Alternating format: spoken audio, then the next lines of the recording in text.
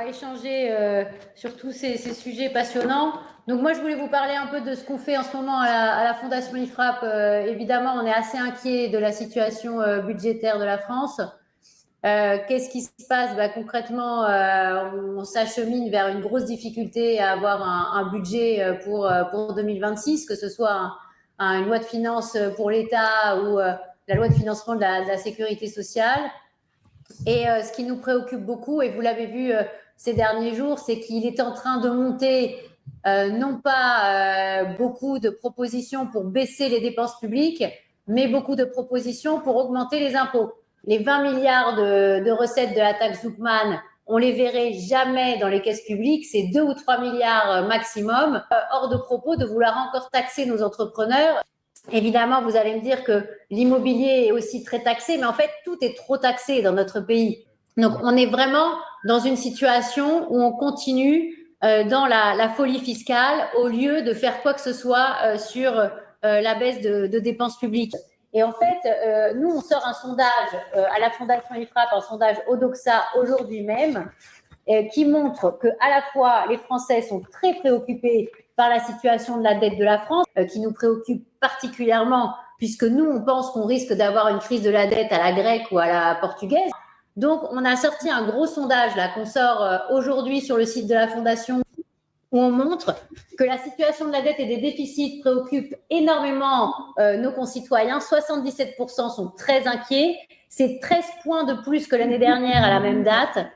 Et il faut dire que 8 Français sur 10, 82% de nos concitoyens préfèrent une baisse des dépenses publiques plutôt que des hausses d'impôts. Donc après, il y a énormément de propositions qu'on leur a proposées sur ce sondage, et ils sont majoritairement favorables à la fin de l'emploi à vie pour les fonctionnaires. Les 3/4 des Français estiment qu'il y a trop de normes, qu'elles sont trop nombreuses, qu'elles empêchent l'activité économique de ce pays. Donc, la réalité, c'est que nos concitoyens, la majorité silencieuse, est beaucoup plus prête que ce qu'on croit à la réforme dans ce pays, notamment la baisse de la dépense publique.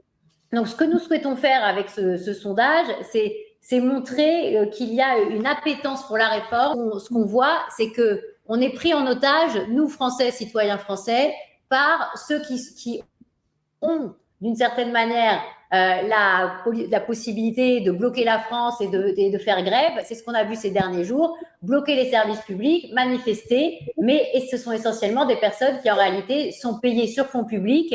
Et c'est pour ça que moi, ce que je voulais vous dire aujourd'hui, c'est que on ne sortira pas de la surréglementation et de la surfiscalisation, notamment dans l'immobilier, mais dans tous les secteurs, sur le travail, sur le capital, sur l'immobilier. On l'a montré d'ailleurs, avec 90 milliards de fiscalité immobilière, on est 30 milliards d'euros plus cher que la moyenne des pays européens. On est 67 milliards au-dessus en fiscalité du capital par rapport à la moyenne des pays européens. Vous regardez les charges sur le travail par rapport aux Allemands, au-delà de 3 SMIC, on a 24 milliards de charges de plus que les Allemands, que sur les salaires supérieurs à 3 SMIC. Donc, on a une surfiscalisation qui est partagée par tous les secteurs.